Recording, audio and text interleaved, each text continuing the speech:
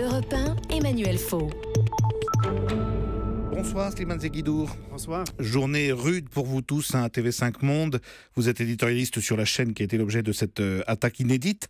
Alors d'abord, où en sont les travaux de nettoyage du réseau? Est-ce que ce soir l'antenne a repris tout à fait son cours normal? Son cours normal, pas encore tout à fait, mais on a pu diffuser notre 64 minutes de journal de 18 heures dans des conditions à peu près normales, ce qui n'était pas peu. Parce que toute la journée, on était encore dans le doute si on allait y parvenir ou pas. Ça, c'est fait.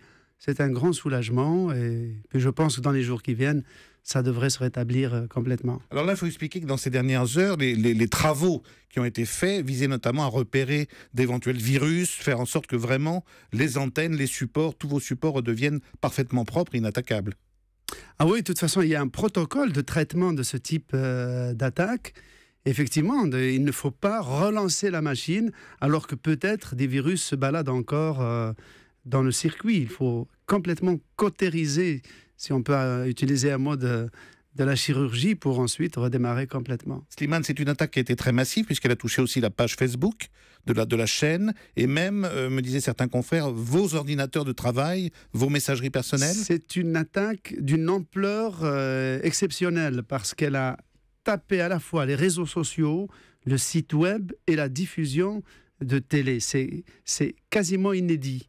Et en plus, à une échelle globale, internationale. Je crois, de mémoire de journalistes et même de techniciens, c'est quelque chose de totalement inédit. C'est même une première et elle fera date. Alors revenons à cet écran noir et cet écran piraté pendant plus de 8 heures, jusqu'à 5 heures du matin. Est-ce qu'une enquête interne va être menée pour savoir qui a pu donner des informations techniques aussi précises et si éventuellement il y a eu des fuites de l'intérieur? Ça seul, pour l'instant, il n'y a pas lieu de spéculer. Mais il y a des enquêteurs extrêmement pointus qui ont des méthodes qui sont les leurs et qui sont quand même des capacités d'investigation assez conséquentes, qui sont en train de travailler selon leur protocole et on verra ce que ça donnera. Mais ça peut prendre des mois, hein. Votre directeur général Yves Bigot, tout à l'heure, faisait l'hypothèse que les auteurs de l'attaque voulaient s'emparer des antennes pour faire passer leur message de propagande. C'est possible, puisque de toute façon, dans la page qu'ils avaient squattée, dans la page Facebook, ils avaient déjà mis leur littérature. Leur iconographie avec les djihadistes ayant arborant des drapeaux noirs et blancs. On parlait de califat déjà, sur la base de texte. C'est cybercalifat. Cybercalifat. Oui.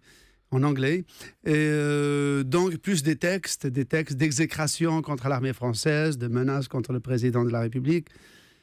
C'est eux pour l'instant. Nous, on n'a pas la preuve que c'est Daesh, mais on n'a pas non plus la preuve que ce n'est pas Daesh.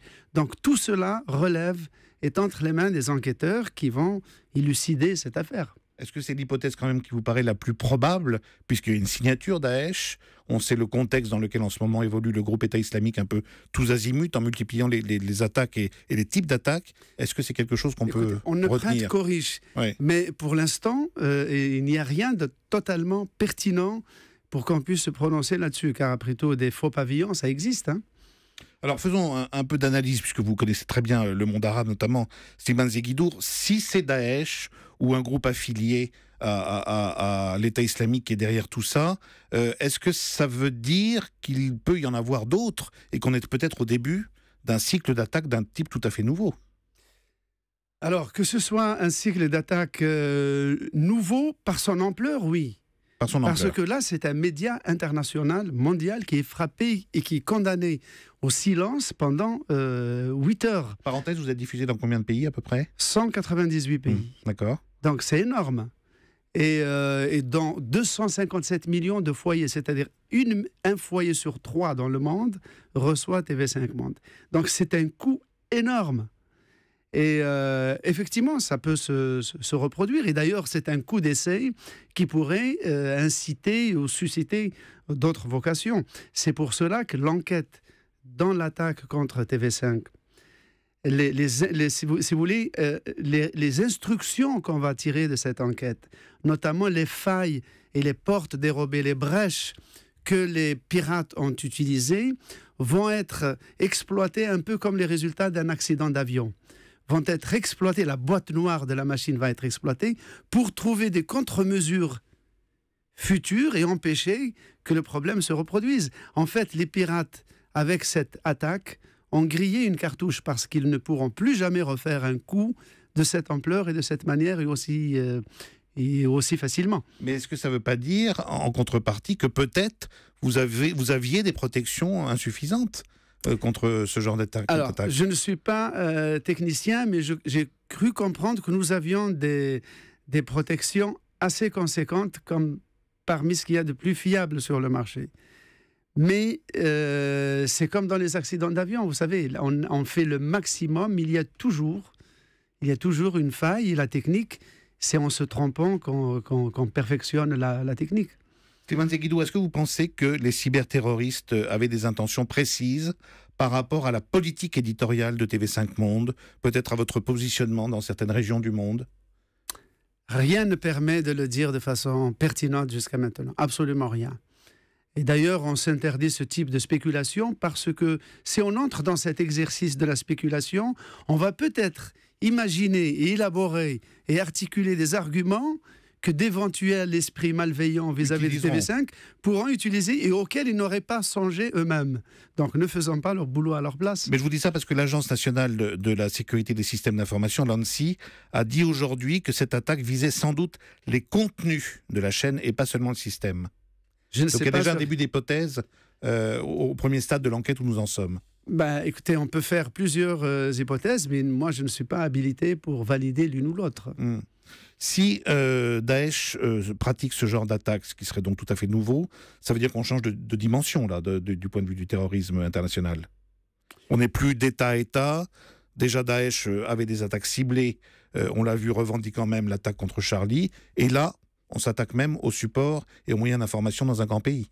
Alors, ce ne sont pas ce n'est pas la première attaque contre des médias. Il y en a eu beaucoup contre des télévisions, des chaînes de télévision aux États-Unis, en Corée du Sud. Des sites de journaux. Le New York Times, le Wall Street Journal, Le Monde, le Rue 89. Donc, en fait, il y en a eu beaucoup. Donc, la différence, si vous voulez, entre l'attaque contre TV5 et les attaques précédentes, c'est une différence de degré, pas de nature. Pas vraiment de nature. Donc, en fait, des attaques de ce type pourraient se produire à toutes les échelles, à tous les niveaux, dans tous les pays, et pas seulement venant de mouvements terroristes, et en l'occurrence de mouvements tels que Daesh. Des bandes criminelles, des mafias, des États pourraient y recourir aussi. Qu'est-ce que vous attendez là de l'enquête et des pouvoirs publics pour renforcer la lutte contre le cyberterrorisme, qui devient vraiment une question brûlante? On attend ce qu'on attend quand on étudie la boîte noire après un accident d'avion. C'est repérer des failles, les réparer et en tirer des leçons pour avoir plus de fiabilité, sachant que la sécurité totale et absolue n'existera jamais. C'est pas une raison pour ne pas tenter de s'y approcher. D'améliorer et de prévenir. Merci beaucoup Slimane Zeguidou d'être venu dans Europe Nuit. Et puis bon courage à tous et à vous tous à TV5 Monde pour la suite.